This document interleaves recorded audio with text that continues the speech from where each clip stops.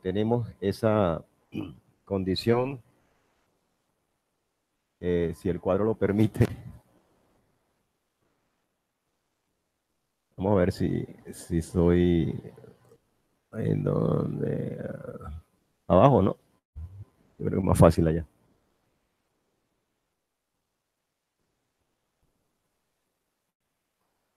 en la otra. Entonces tenemos esa escalera que ya eh, es una imagen que es familiar en cuanto a todo lo que representa. De hecho, hemos tomado la determinación de hacerlo cíclico, es decir, cuando terminemos el temor y lleguemos a la unidad, vamos a comenzar de nuevo con la vigilancia en el marco del Shabbat, así lo hemos determinado, con elementos importantísimos para redoblar esa condición. De hecho, los críticos de Ranjal en el estudio de lo que es la senda de los justos, una de las recomendaciones que ellos dicen es que estas enseñanzas son de por vida, ¿no? Nunca deben dejar de estudiar, puesto que es la misma esencia de la vida de cada creyente.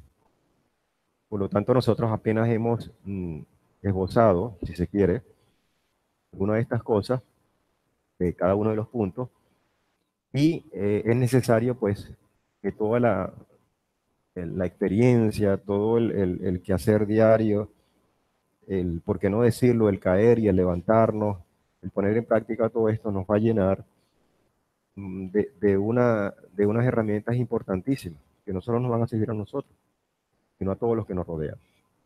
Y de esta manera podemos decir, bueno, que es necesario estar martillando, estar remarcando, estar insistiendo en cada uno de estos elementos, porque hay muchas cosas que aprender.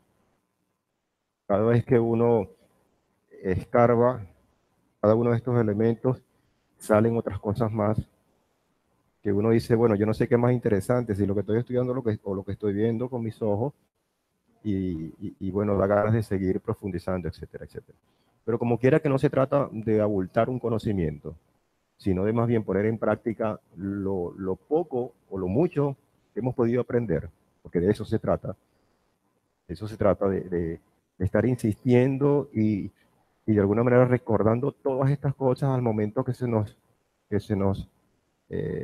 nos enfrentamos con una realidad o con una verdad y no tengamos herramientas para tomar decisiones, para hacerle frente a una condición que incluso pudiera ser beneficiosa, como lo vamos a ver hoy, pero que en el fondo a lo mejor no reviste ningún beneficio, sino que está vestida de otra cosa que está lejos de la bendición.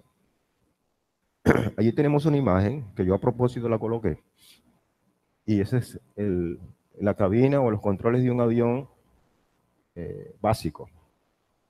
Si uno ve las aeronaves sin ver, sin revisar las que van al espacio, pero ve las cabinas de los aviones, estos que son súper modernos, esto es una barbaridad.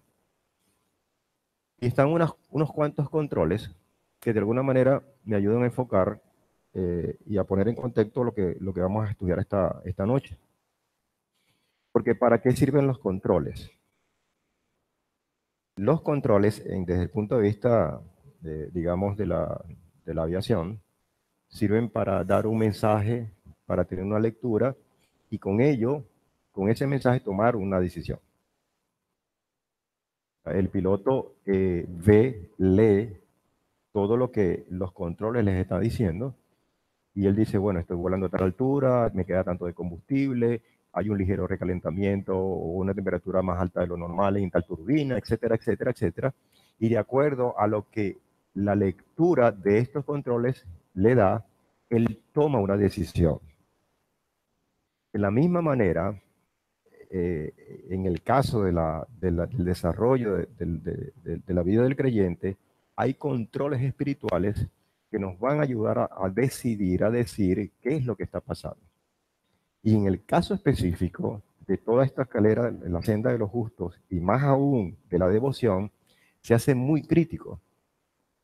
Se hace muy crítico, puesto que hay elementos que están pasando en nuestra vida, que nos están avisando y que de repente, por la ignorancia, por estar distraídos, por no saber, por falta de conocimiento, por lo que sea, nosotros no sabemos leer estos controles.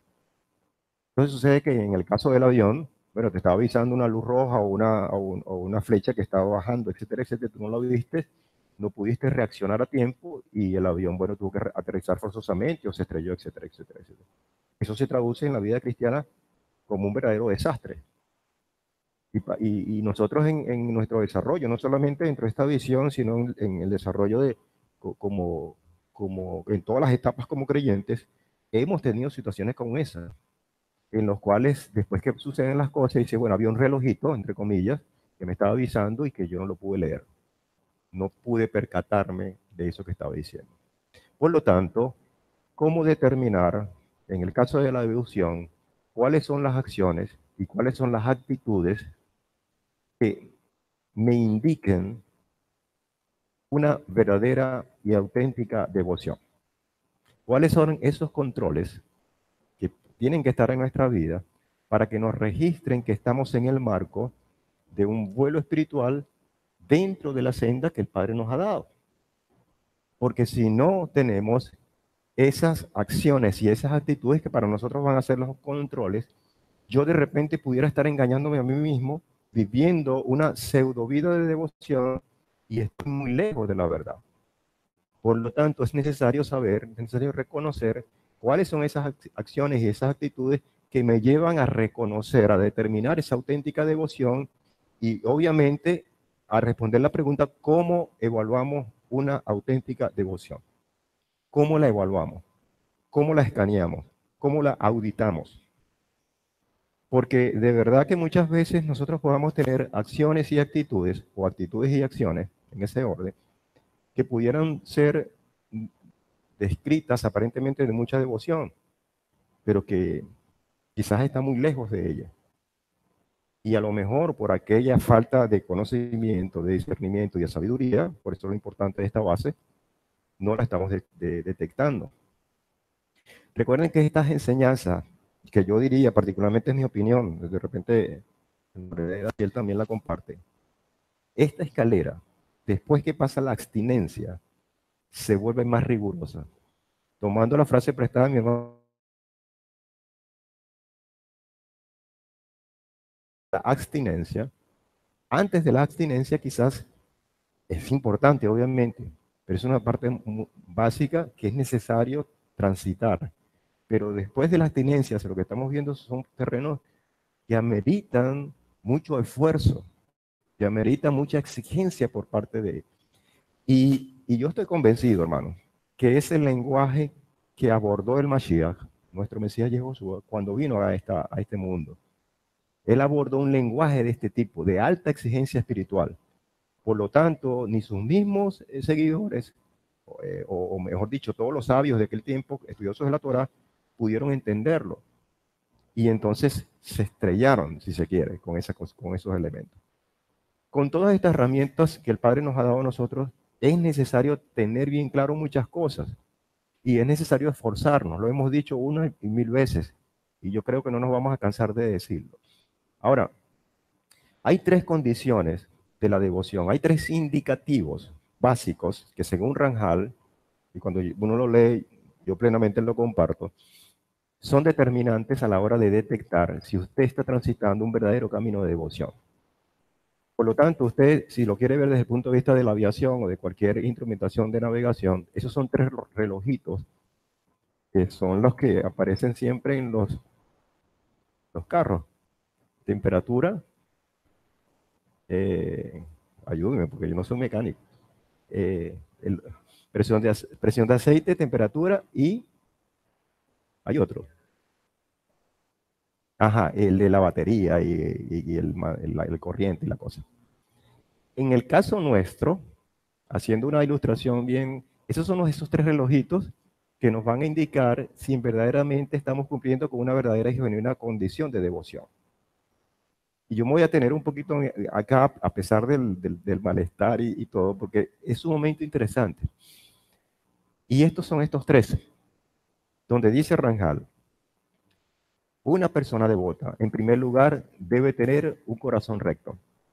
De allí todo los salmos y toda la insistencia del propio Mashiach, de todos los seguidores, cuiden su corazón, cuiden alimenten bien todo lo que es la parte espiritual, porque va directamente a la rectitud del corazón. Esa es la primera parte, la primera condición.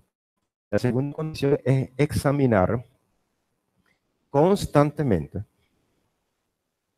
examinar constantemente sus acciones, pero con mucha atención.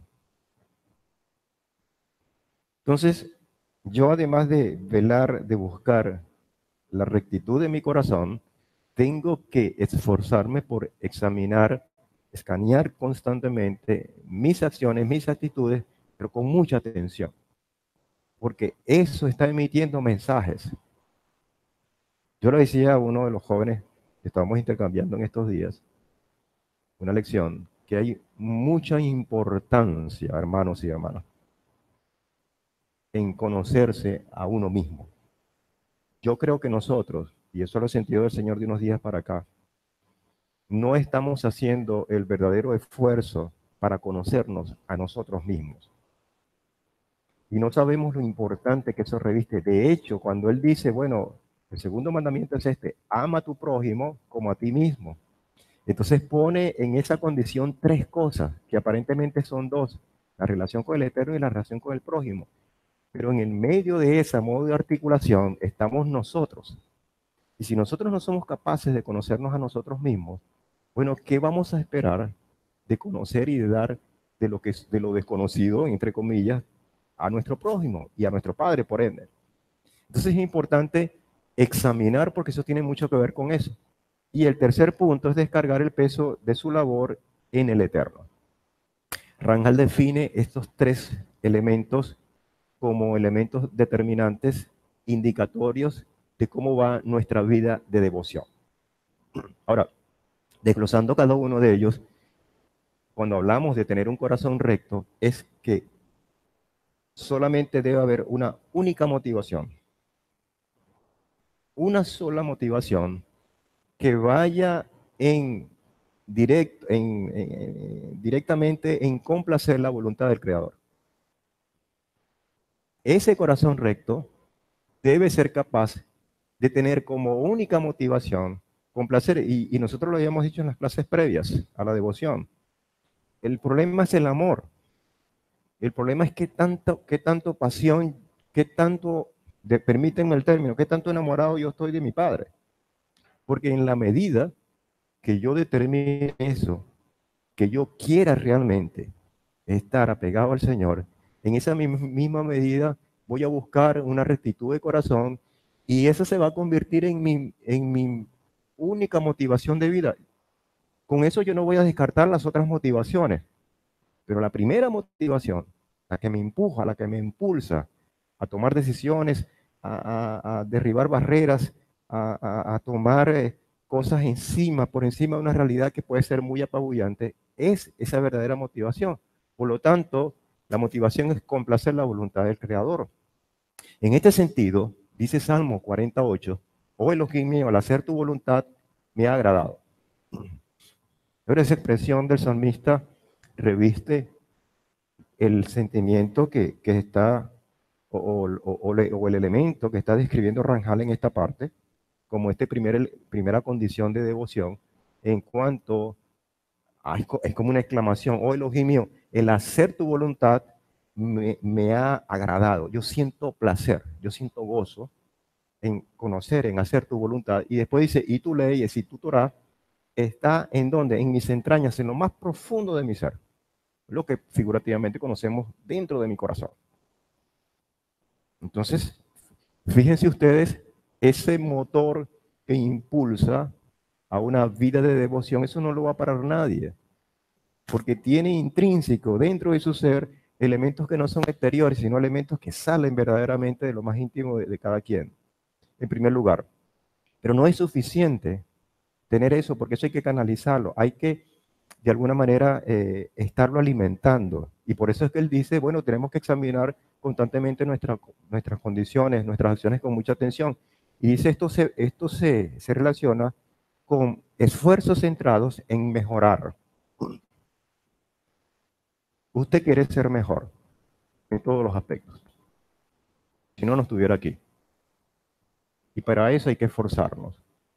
Quiere ser un mejor padre, quiere ser un mejor hijo, quiere ser un mejor empleado dentro de la empresa donde quiere mejorar en todos los aspectos.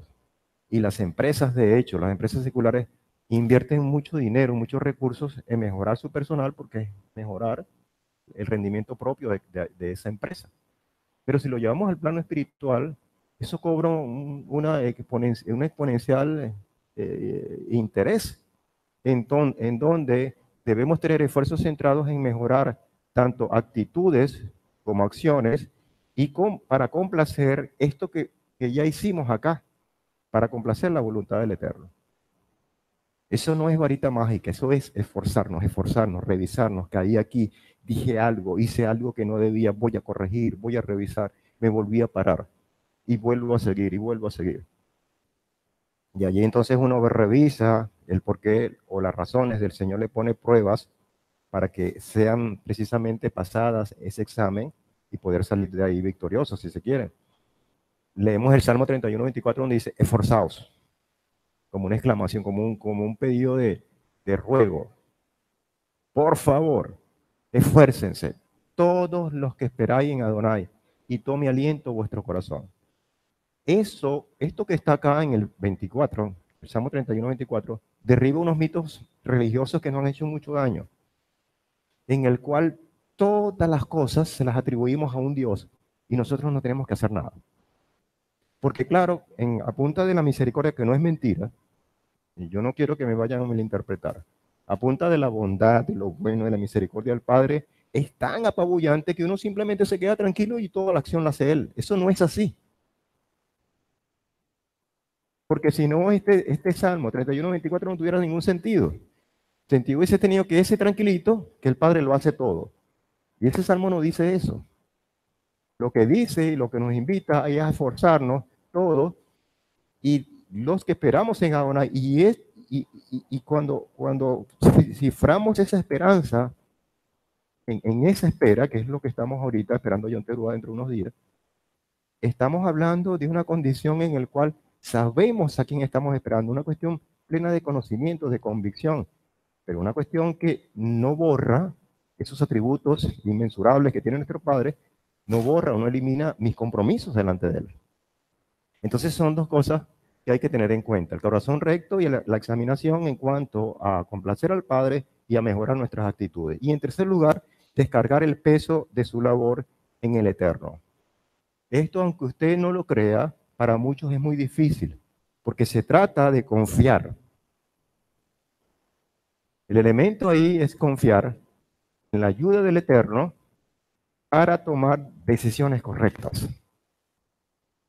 Y a veces no es tan fácil cuando las cosas se ponen bien feas, en donde uno prácticamente ve que no hay una salida y parece que entonces esa confianza del Eterno, esos atributos del Eterno se nos olvida y buscamos esas decisiones en otros elementos. A lo mejor no son elementos contrarios al Padre, la ciencia, por ejemplo, etcétera, etcétera. Por no decir que nos vamos a un brujo a creer, no. Pero que realmente desplaza la condición de confiar en el Eterno. Como dice Proverbios 3:5, confía en Adonai con todo tu corazón. Y no te apoyes en tu propia inteligencia, reconócelo en todos tus caminos y Él va a enderezar tus sendas, obviamente tomando las decisiones correctas. Por lo tanto, tenemos tres cosas básicas, elementales allí, que en primer lugar, para responder las tres condiciones de devoción, es obedecer. En segundo lugar, es vigilar. Y en tercer lugar, es confiar. En otras palabras, si nosotros no somos obedientes, si nosotros no nos preocupamos por ser vigilantes y por ende no nos preocupamos por confiar, por colocar todas nuestras cargas en el Eterno, el Mesías se lo dijo de una y mil formas. Si nosotros no tenemos esas condiciones básicas, porque hay otras básicas, nos estamos alejando de la devoción. Esos son los tres relojitos que nos indican realmente que estamos pisando, que estamos transitando un verdadero camino de devoción. Esto para nosotros no es nada nuevo. ¿Por qué? Porque cada uno de estos elementos está ligado a lo básico que hemos leído, que hemos estudiado cuando empezamos a desarrollar estas clases. Lo que es obedecer está ligado al conocimiento. De hecho, cuando el Salmo 48 habla y tu Torah, y en tu Torah está, y tu Torah está en mis entrañas, parte de un conocimiento. Es decir, esta condición de obedecer me atañe o me relaciona directamente con el conocimiento que cada uno de nosotros tenemos del Eterno y por ende de su Torah. El segundo caso de vigilar nos lleva al segundo aspecto de lo que es el Hasidut en términos de discernimiento, porque cuando nosotros nos convertimos en vigilantes podemos detectar esto está bien, esto está mal, esto está bien, esto está mal, esto también está mal. Y sumando estas dos cosas, cuando yo deposito mi confianza en el Eterno, puedo decir, yo voy a tomar las decisiones correctas en el momento oportuno.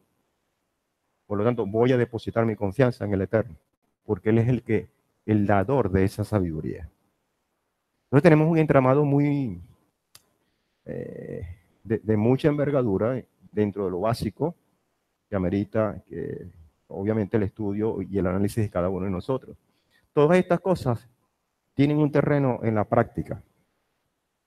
Todas estas cosas obedecen y tienen su expresión en actitudes y en acciones. Yo diría más, en pensamientos, en actitudes y en acciones.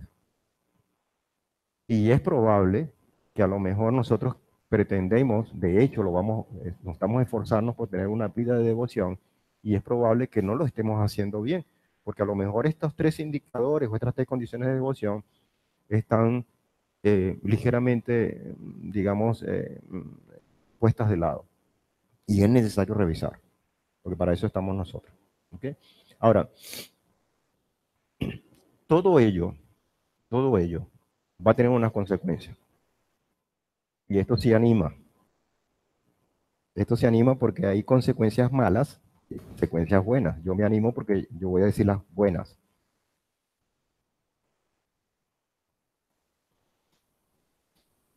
Yo decía, eh, estudiando esto, bueno, ajá, y cómo le vemos el queso a la tostada.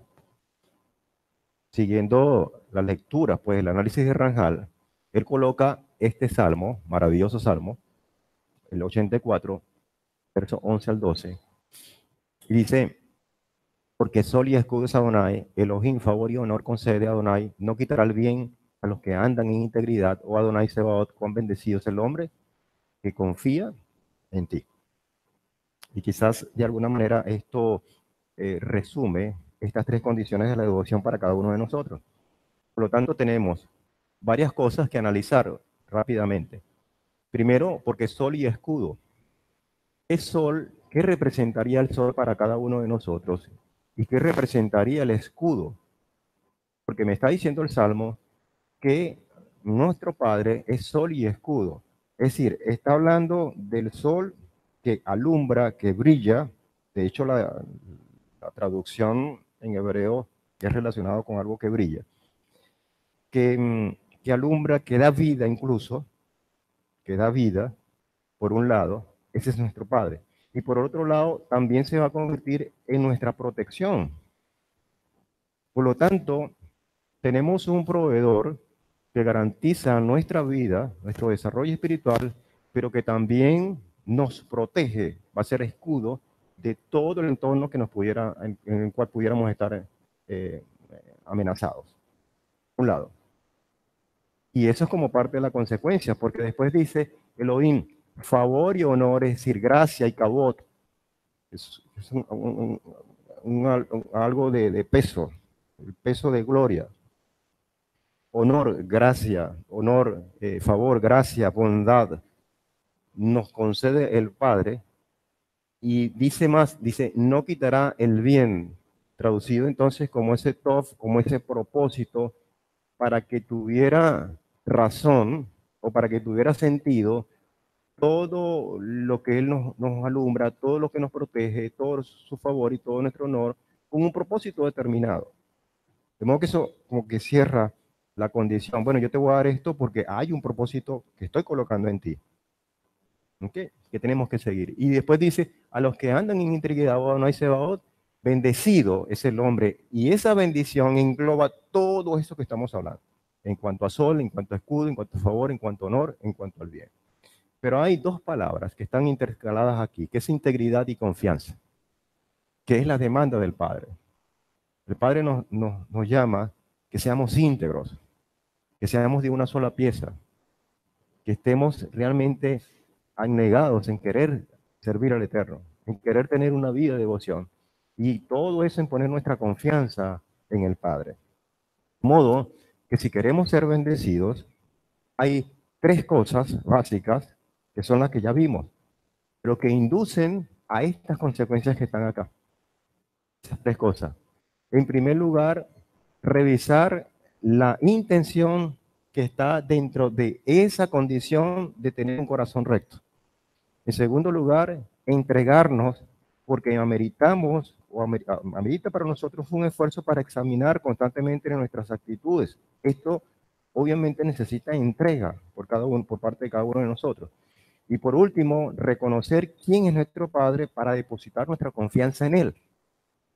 Entonces tenemos una derivación de esos tres elementos de devoción que se convierten en intención, en entrega y en reconocimiento. La pregunta es entonces, qué tanta intención tiene usted en su corazón cada vez que viene para acá, cada vez que ora, cada vez que hace, piensa, habla cosas atribuidas al Eterno? ¿Cuál es la intención que busca en todo esto? Si es como respuesta o deriva de una rectitud de corazón, Baruch Hashem, pero si esa intención va girada hacia otro lado, pues déjeme decirle que estamos perdiendo el tiempo y que quizás tenemos que hacer unas condiciones de golpe de timón para enderezar nuestras vidas. Cuando yo empecé a asistir a una iglesia cristiana, yo tenía otra intención. No te rías, Abraham. Yo tenía otra intención, pero el Padre fue tan bondadoso conmigo que volteó todo eso. La intención mía era conocer a la flaca, no conocer al Padre. Y esos caminos fueron paralelos. Fue una etapa bien bonita, bien hermosa. Y a lo mejor bien, y muchas veces atípica. Atípica obviamente por el desconocimiento enorme que yo tenía de quién era el Padre Celestial. Y, y la condición de ventaja de ella, del temor al Padre, por la condición donde se encontraba. Obviamente empezó toda esa situación. Y cuando el Padre endereza esa intención o me hace ver, en el caso particular esta, entonces uno empieza a entregarse, a entregarse, a entregarse. La entrega tiene que ver con sacrificios, en el cual yo tengo que dejar muchas cosas que me roban el tiempo, que me roban los recursos, que me roban la atención y entregarme más a eso. Es un ejercicio que es constante. Y obviamente reconocer quién es nuestro Padre para poder yo tener, dice, Señor, yo no puedo con esto. Por lo tanto, pongo toda mi condición en ti. Yo no puedo con esta enfermedad, yo no puedo con esta situación económica, yo no puedo con esto, pero tú sí. Aquí tienes un hijo que pretende ser recto o una hija que pretende ser devota, pero que tengo esta situación. Y esa relación entonces nos va fortaleciendo cada uno de nosotros. Esto es muy hermoso, pero no es fácil. Hay que esforzarse. Hay muchas citas, solamente están estas dos, en el ámbito o en la condición de ver esas consecuencias. Primera de Samuel 2.9 y Salmos 37.28. Dice Primera de Samuel 2.9, Él guarda los pies de sus fieles, pero los malos inmudecerán en las tinieblas, porque por fuerza propia no prevalecerá ninguno. De modo que están los dos panoramas, las dos consecuencias. ¿Ok? Las dos consecuencias están dibujadas allí. Y Salmo 37:28 dice, porque Adonai ama la causa justa y no desamparará a sus piadosos, para siempre serán guardados, pero la descendencia de los malos se extinguirá. Nosotros estamos hablando de Toldot, de descendencia, y vimos unas implicaciones importantísimas allí. Esto lo vamos a terminar la paracha este Shabbat. Aquí hay dos cosas que unen, que no se aprecian en la lengua castellana, pero que en hebreo se ve se destaca, que es la palabra fieles y la palabra piadosos. Ambas son hasid. Ambas responden a personas devotas que tienen el ejercicio de la devoción como su condición para seguir caminando. En otras palabras, él guarda los pies de sus devotos o él no desampara a sus devotos, a los que practican esa condición o condición. Pero está la otra cara de la moneda. Por lo tanto, son consecuencias de tomar una decisión apropiada y de aplicar esa sabiduría que vemos como concepto, pues, en todo este desarrollo. ¿Ok?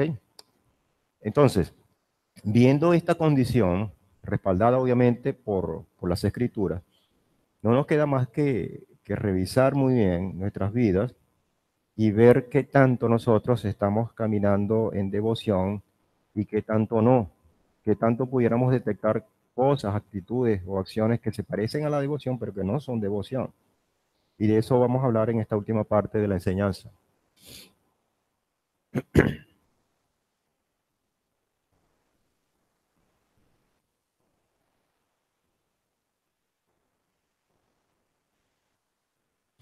Hay cosas, como lo dice el cuadro, que no debemos juzgar por las apariencias. Y generalmente uno ve de este lado hacia arriba. Dice, lo que está por fuera no siempre muestra lo que está por dentro. Y lo hemos hablado de muchas maneras. En el caso de la devoción, es particularmente interesante, pero es sumamente delicado porque es muy engañoso. Nosotros pudiéramos estar dando pasos de devoción y pudiéramos estar convencidos de que somos devotos al Señor, pero que realmente no es devoción lo que estamos haciendo. Es una práctica religiosa. Y por eso es importante, según Ranjal, revisar acuciosamente el origen de todo esto. Si nuestro corazón, nuestra revisión constante y nuestro cuánto nosotros estamos poniendo nuestras cargas al Padre. Esas tres cosas, revisarlas constantemente, porque esos son como los indicadores de esos manómetros que vimos en el tablero del avión y nos van a ayudar a tomar acciones. No todo lo que brilla es oro, indudablemente. Y nosotros no podemos pecar por incautos. Sobre todo cuando digo esta frase, cuando expreso esta condición, no solamente usted se limita a aplicarla a lo que está afuera. En primer lugar, revísese usted mismo, porque de repente pudiéramos estar luciendo como oro nosotros mismos y no lo somos. Por eso es que hay que conocerse a uno mismo en primer lugar para poder entonces abordar terrenos hacia afuera. Dice Ranjal en esto, que no debemos determinar si tal o cual acto, en efecto, pertenece a la virtud de la devoción, basándonos en la primera impresión. Nosotros estamos, y ya estamos bastante creciditos desde el punto de vista espiritual, como para detectar debajo de una forma, de una actitud, cosas que no están congeniando, no están alineadas. Y hay personas que tienen ese sentido más desarrollado que otras. Generalmente, nuestras damas tienen ese hogma que Baruch Hashem, que el Padre les ha dado, y huelen eso más rápido, en general, que el hombre. Entonces, ayer nos llegó una ventaja en cuanto a detectar cosas que a lo mejor no son del todo, no encajan con el todo de una vida de devoción. Repito, No debemos determinar si tal o cual acto en efecto pertenece a una virtud de devoción basándonos en la primera impresión. Hay que profundizar, hay que revisar. Y repito, cuando estoy leyendo esto, no solo esta medicina es para el que está afuera. Yo tengo que comenzar haciéndome una autoevaluación, un autoexamen. Y cuando entonces yo estoy apercibido de todo esto, para mí, yo puedo ser capaz entonces de ir hacia afuera. Porque entonces se convierte en una cosa, en juzgar, en verle precisamente la brocita en el ojo del otro y no veo el tallo grandísimo que tengo en mí. Y eso no es la idea.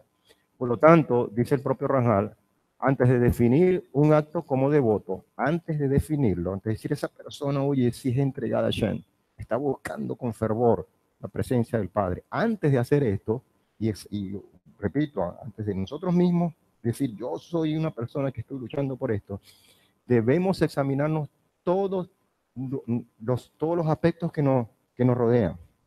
Vale decir, circunstancias, tiempos, consecuencias, entre otros, para ver qué en tanto encaja esta acción dentro de un plano de devoción.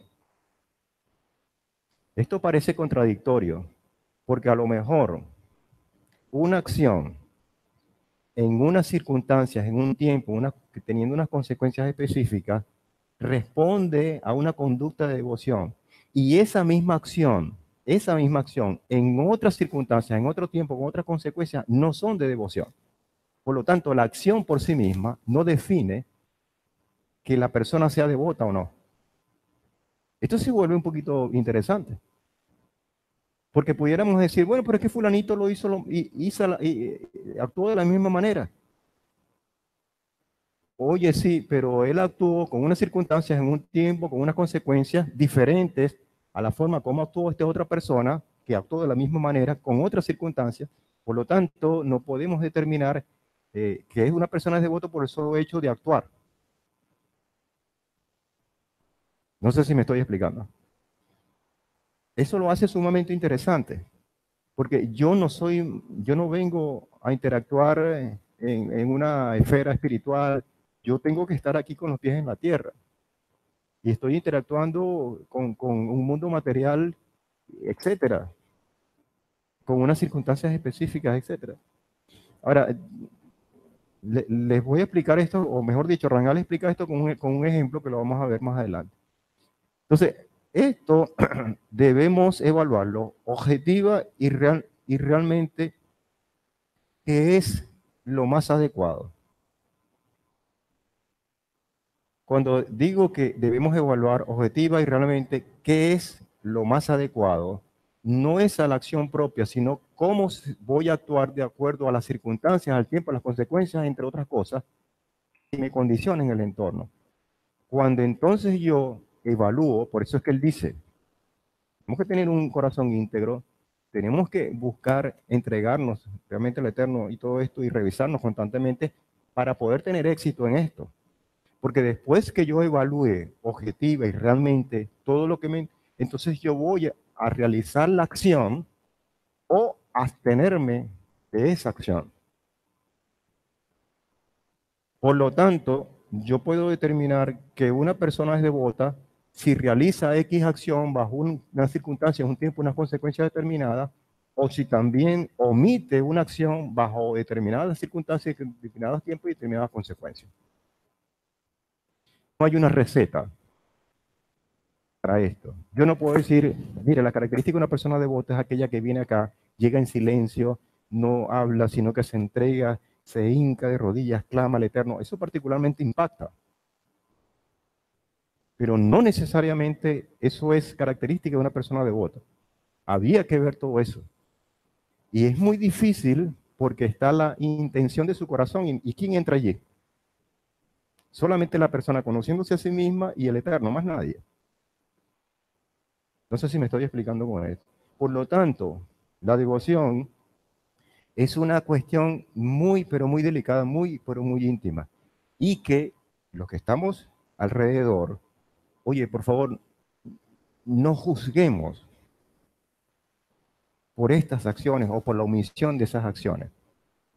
Otra vez, revisémonos nosotros mismos primero para poder entonces emitir un juicio, porque uno no sabe cuáles son los aspectos que se evaluaron, cuáles son las circunstancias y todo esto. De repente, como decía, esa omisión de esa acción la lleva o la eleva a una persona devota.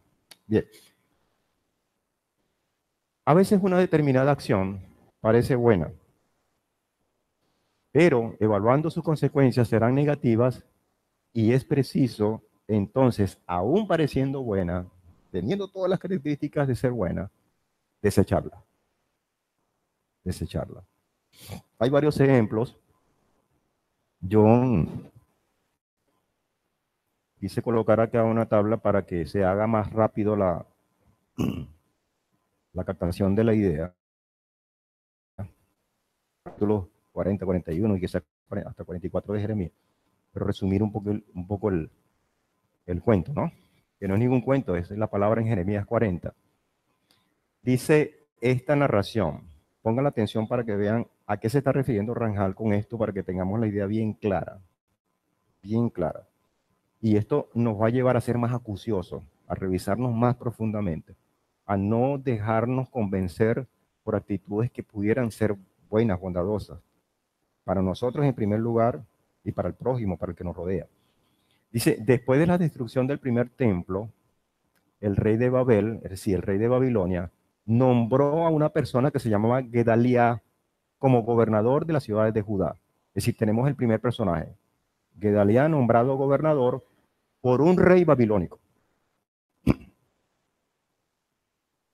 O sea, las circunstancias, el contexto donde se estaba dando esto, es en medio de la destrucción del primer templo. Para que ustedes tengan una idea que esto no está aislado, porque si esa acción que se va a cometer fuera o hubiese sido en otro momento, bajo otras circunstancias, a lo mejor eso hubiese sido asertivo. Yo quiero describir, como lo describe el propio Rangel, esta situación para que podamos detectar esto. Una aparente acción buena lo llevó a una desgracia por no tener ese discernimiento.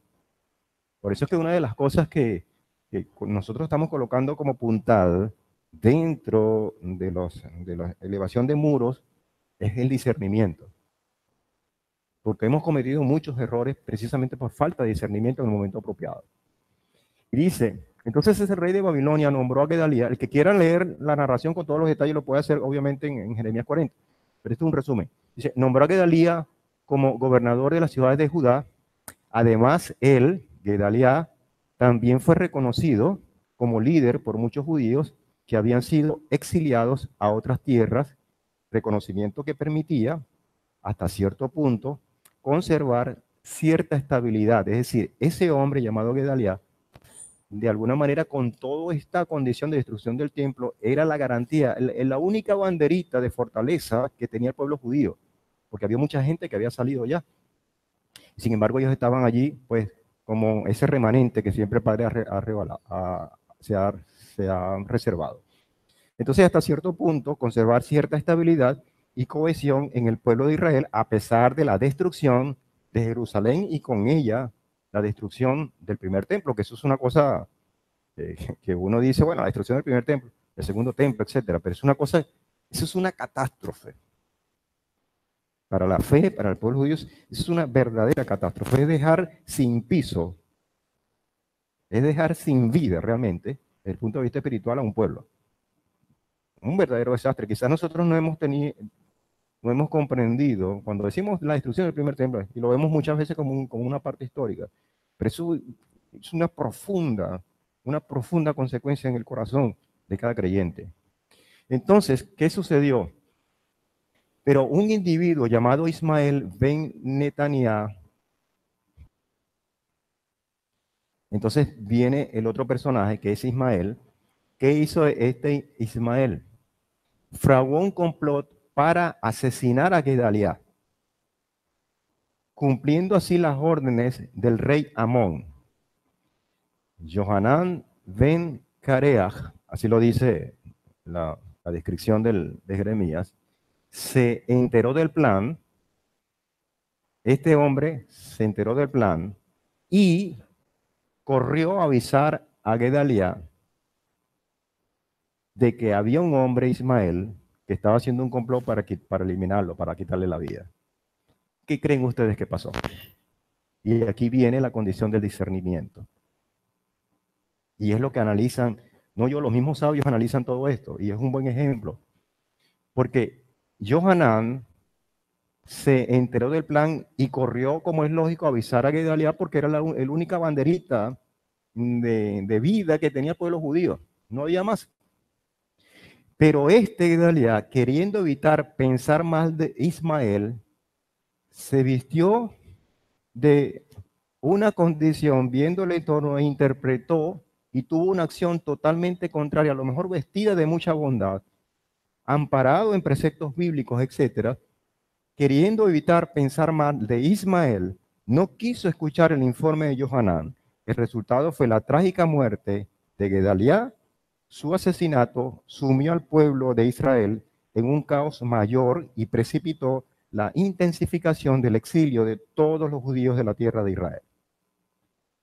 Por esta acción mal entendida, mal interpretada, por una acción vestida de una falsa devoción. Él dijo, no, yo no puedo pecar, yo no puedo atribuir a ese siervo lo que me estás diciendo. Por lo tanto, yo no voy a dudar de él, y no hizo caso, le faltó discernimiento, le faltó toda una condición para evaluar el contexto, el entorno y sobre todo las consecuencias que eso trajo. Si usted lee todo eso después que eso pasó, allí no quedó nada prácticamente. Dice el comentario que motivado por su excesiva devoción, al no querer juzgar negativamente a Ismael o al negarse a escuchar maledicencias sobre él, dijo a Johanán, es falso, y así lo describe Jeremías 40:16, es falso lo que dices de Ismael. Gedaliah le dice a Johanán, que le estaba advirtiendo, mira, eso que estás diciendo de Ismael no es verdad. Eso es mentira. Lo dice literalmente en nuestras Biblias, en Jeremías 46, de esta manera. Es falso lo que dices de Ismael. Por lo tanto, ese hombre gobernador que tenía todo el peso, lamentablemente tomó una decisión que a lo mejor en principio estaba bien fundamentada, hasta bíblicamente, pero resultó nefasta. Por no revisar, por no evaluar, por no querer, yo no sé, vestirse de discernimiento. ¿Y qué fue lo que provocó con esa actitud? Provocó, además de su propia muerte y la dispersión del pueblo de Israel, apagando así lo poco de autonomía que aún quedaba. Su exilio total fue decretado por el imperio babilónico como resultado del asesinato de Gedaliah, que había sido nombrado líder por el rey de Babel, irónicamente. Además, la escritura atribuye a Gedaliah, fíjense cuán profundo son las consecuencias de estas malas decisiones. Por eso es que, hermano, uno tiene que pedirle mucho discernimiento al Señor, o yo. Uno tiene que estar muy centrado, porque una acción que aparentemente es buena, no es buena. Y esto es muy delicado. Esto nos puede llevar a consecuencias nefastas como la que tenemos ahí en esa narración. Y después, bueno, recoger los vidrios. Yo pensaba que lo estaba haciendo bien, pero evaluaste las circunstancias, evaluaste el entorno, evaluaste el tiempo, evaluaste todo esto. Bueno, simplemente se fue por un tubo, dice esto es lo que dice la palabra y esto es lo que voy a hacer. Es verdad, uno tiene que tomar eso en muchas consideraciones, pero tiene que colocar eso en un contexto histórico, en un contexto que va a tener consecuencias. Y esto muchas veces no es de nosotros, hermanos, porque la sabiduría viene del Padre. Nosotros tenemos que estar muy, pero muy en intimidad con el Padre para que Él nos ayude a ver mucho más allá de lo que nosotros estamos viendo en un momento dado. Porque lamentablemente hay un dicho que dice, bueno, el tiempo dirá. Y efectivamente el tiempo va a hablar. Pero cuando el tiempo habla, ya las cosas están hechas, las consecuencias ya han sido devastadoras muchas veces. Entonces es preferible adelantarse a esa frase del tiempo habla y pedirle al Señor que nos dé discernimiento para actuar y para decir en un momento dado. Y de repente a lo mejor no va a caer mucha gente encima. Pero si usted tiene plena convicción y de allí otra vez, esa vida de devoción, de estar con un corazón recto, de querer y repasar todas nuestras acciones, elevarnos y buscar realmente con ahínco, con esfuerzo, toda la condición del Padre y colocar todas nuestras cosas en su mano, mira, yo creo que no vamos a tener ningún problema. Entonces, este ejemplo dice, además la escritura atribuye a él, a Gedaliah, la muerte de los hombres que murieron como si él mismo los hubiera matado, como comentaron los sabios sobre el versículo. Jeremías 41:9 dice, todos los cadáveres de los hombres que Ismael mató por mano de Gedaliah. Y Gedaliah no mató a nadie. Pero las mismas escrituras coloca esto que de repente uno se dice, ¿cómo? Si Gedaliah no, simplemente tomó una decisión de no hacerle caso a Johanan. Sin embargo, esa decisión, por la misma palabra, dice que permitió el asesinato de todos estos hombres. Y dice, su exilio total fue decretado por el imperio babilónico como resultado del asesinato de Gedaliah, que había sido nombrado líder por el rey de Babel. Antes, yo estoy repitiendo otra vez la misma, ¿no? Que además las escrituras atribuyen a él la muerte de los hombres, murieron como si él mismo los hubiese matado, como comentaron los sabios sobre este versículo que ya habíamos leído. Ahora no sé cómo avanzar aquí, porque los salmos talmúdicos, y aquí sí son los sabios en el Talmud, dice, preguntaron, ¿por qué el versículo, este en Jeremías, dice que Ismael los mató por mano de Gedaliah? Si de hecho, este hombre Gedaliah no tuvo que ver con su muerte directamente. La respuesta es que obviamente Gedaliah era físicamente inocente de su muerte, pero debido a su exceso de cuidado y devoción, indirectamente causó su muerte, y por eso el versículo dice que Ismael los mató por mano de Gedaliah. Entonces, allí tenemos un contundente ejemplo de que no todo lo que brilla es oro, y que tenemos que revisar constantemente nuestras vidas. Esto que está aquí, hermano, repito, no es para gente que está empezando a dar pasos. Este es para gente que está comprometida con el Señor, porque esto no es fácil. Muchas veces somos malentendidos, muchas veces somos mal interpretados cuando tomamos una decisión, sobre todo cuando ocupamos un cuerpo de liderazgo, porque hay una responsabilidad que se cierne sobre nosotros. Y por eso hay que pedirle mucha, pero mucha condición del Señor de que nos revele cosas que nosotros no estamos viendo para poder tomar una decisión tan trascendental como esta. Y nosotros hemos pasado, el Señor ha permitido, Baruch Hashem, aquí en Justo de las Naciones, pasado por momentos bien difíciles, hemos tomado unas decisiones que a lo mejor mucha gente está convencida de ello, pero que bueno, que al final el Señor a través del tiempo dictamina por qué se hicieron o por qué se dejaron de hacer. ¿Okay? Sobre todo, repito, cuando usted tiene una responsabilidad alta. Cuando usted es sacerdote de una casa, acuérdese que esto es vital. En la medida que el Señor coloque o nos coloque en sitios de preeminencia, en esa misma medida la devoción tiene que ser muchísimo, vista con muchísima más demanda. Porque es sumamente delicado. Es sumamente peligroso esto. ¿Okay? Entonces, es obvio que todo individuo debe anticiparse y correr para cumplir un determinado mandamiento. Estoy hablando de la aplicación correcta de la devoción. Es obvio, repito, que todo individuo, todo creyente, debe anticiparse y correr para cumplir un determinado mandamiento. De hecho, nosotros lo recitamos diariamente, en el Sidur de oraciones. Diariamente lo recitamos, el querer hacer la voluntad del Eterno. Todos los días lo recitamos. Y ese debe ser nuestro anhelo. Y hacer su mayor esfuerzo para tomar parte en él. Pero a veces sucede que eso genera disputas cuyos resultados es la degradación de ese precepto y con ello la profanación del nombre de Adonai en vez de su glorificación.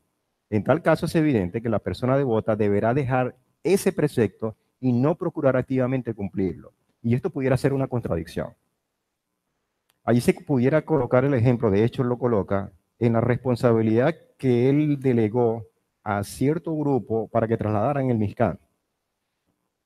Y dentro del Mishkan había un elemento que era lo máximo en la presencia del Eterno, que era ¿cómo se llama?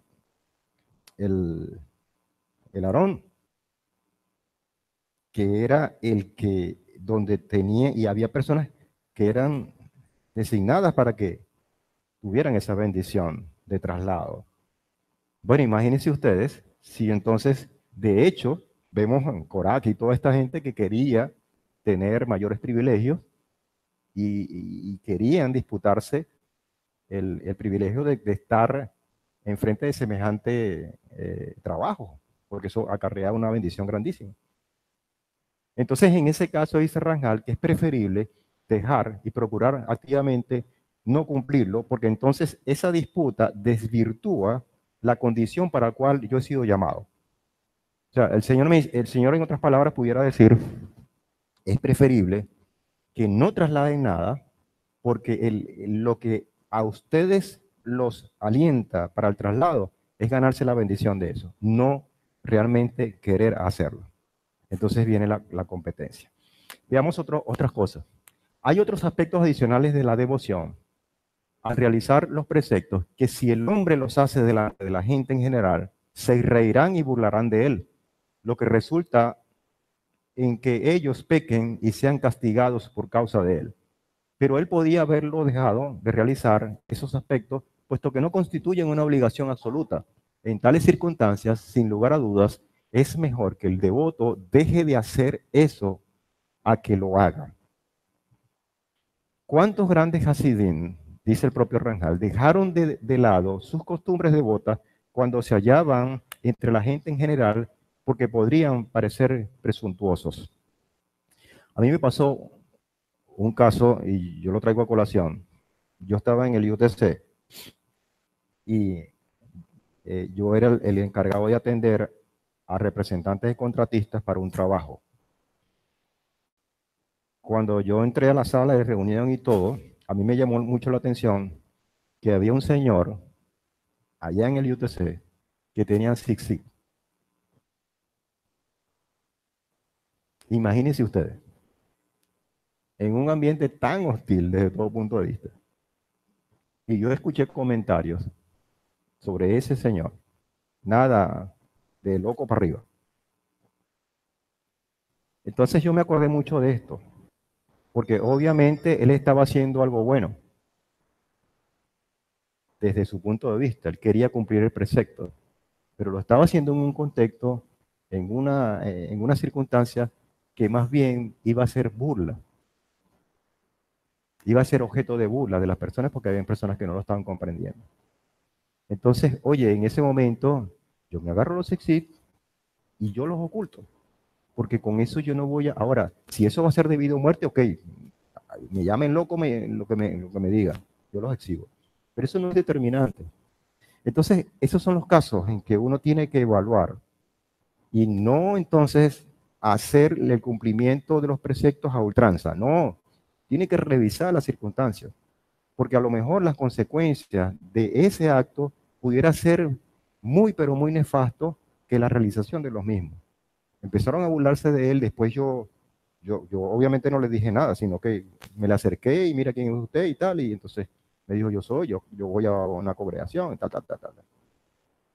Y él salió por donde había todo ese muchachero con sus sexy, vaya, y la gente, bueno.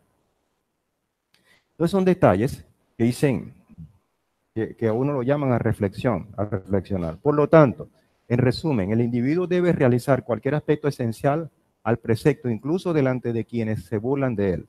Esto debe estar claro. Si hay un aspecto esencial, que es obviamente el espíritu de la demanda de ese precepto, así esté quien esté, yo voy para adelante, porque las consecuencias pueden ser peor. Pero debe abstenerse de hacer todo aquello que no sea esencial y pueda provocar más bien burla y mofa. Y con él es Hilul Hashem y toda la burla pues de un siervo, de un hijo. Y yo no dudo de la buena intención de este hermano al querer hacerlo, pero eso es delicado. Antes de realizar entonces un acto de devoción, es necesario evaluar y sopesar cuidadosamente 5 factores, y con ello estamos terminando. Baruch Hashem, porque mi gargantica se portó bien. Espero que me deje dormir. Antes de realizar un acto de devoción, antes de hacerlo, Rangel recomienda revisar estos 5 aspectos.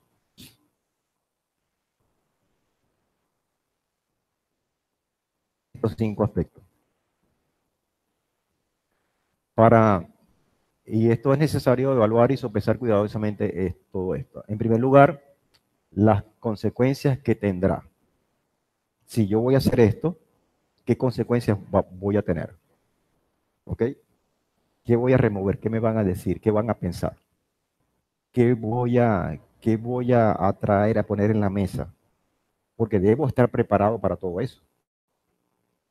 Si entonces evalúo todas esas consecuencias y veo que la determinación es favorable a hacerla, bueno, yo lo hago. En segundo lugar, lo idóneo del momento en que será realizado el acto. Es el momento de practicar este acto de devoción, o no es el momento. ¿Okay? El tercer punto es el medio social en que tendrá lugar. No es lo mismo hacer un acto de devoción dentro de este recinto que hacer ese mismo acto de devoción en la Plaza Bolívar. Entonces hay que ver el medio social, lo que entiende la gente que está alrededor y lo que no entiende, para poder evaluar y hacer el acto de devoción. En cuarto lugar, como recomendación, dice la estructura y contenido del acto es cuestión. ¿Qué tan importante es esto? Es debido a muerte, es un mandamiento, una mitzvot que tiene que ver realmente con una consecuencia particularmente en mi vida, como decir, de vida o muerte. Ver dónde está incluida esa estructura para ver qué tanto es. Entonces, dice el quinto, el lugar donde será realizado, porque tiene que ver mucho con ese entorno.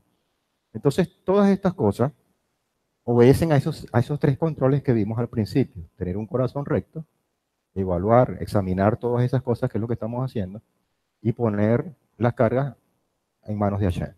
¿Okay? Por lo tanto, si la intención, y bueno, esto quiere terminar rápido, pero bueno, si la abstención de eso va a provocar una mayor satisfacción del cielo en términos de Kiddush Hashem, no de Hilul Hashem, sino de Kiddush Hashem, y una mayor satisfacción al Eterno que la realización del acto mismo, es mejor abstenerse y no actuar. Pero fíjense que la condición es de después que yo analice, ¿voy a hacer o no voy a hacer? No antes. Porque muy probablemente voy a recoger los vidrios. Y es muy feo decir y evaluar las cosas después que pase. Es muy feo decir eso, te lo dije. Es preferible entonces anteponerse y evaluar todas estas cosas. Todo esto, hermano, nos lleva a un ejercicio realmente hermoso de lo que es la práctica de la devoción. Y finalmente, yo creo que la provisión del Eterno es la mayor garantía de ello, como dice Proverbios 2:6. Porque Adonai es el que da la sabiduría, de su boca procede la ciencia y la inteligencia. Por lo tanto, tenemos que buscar esa fuente, no en ninguna otra parte. No en ninguna otra parte. No confiar en mi intelecto, en que yo lo sé todo, en mis años de experiencia en una congregación, etcétera, etcétera. El Señor sabe. Como yo lo hice así hace mucho tiempo, lo voy a hacer aquí de la misma manera tampoco. Hay que discernir cuáles son los elementos que están en el entorno, como acabamos de ver. Amén. Bueno, ¿alguna pregunta? ¿Alguna una cosa? Bueno, con ello entonces damos por finalizada esta parte. La semana que viene yo creo que ya terminamos con la devoción. Hay unos aspectos bien interesantes. Les digo, traten de venir, si Mashiach no viene antes, venir a esta clase para que cerremos con broche de oro, si es que no sale otra clase adicional. Es sumamente interesante la vida de devoción. Amén. Señor, agradecidos estamos por tu presencia. Gracias por mostrarnos, Señor, en todo este tiempo, todos estos elementos que contribuyen, que nos llevan a elevarnos espiritualmente y con ello satisfacer tu demanda, Padre.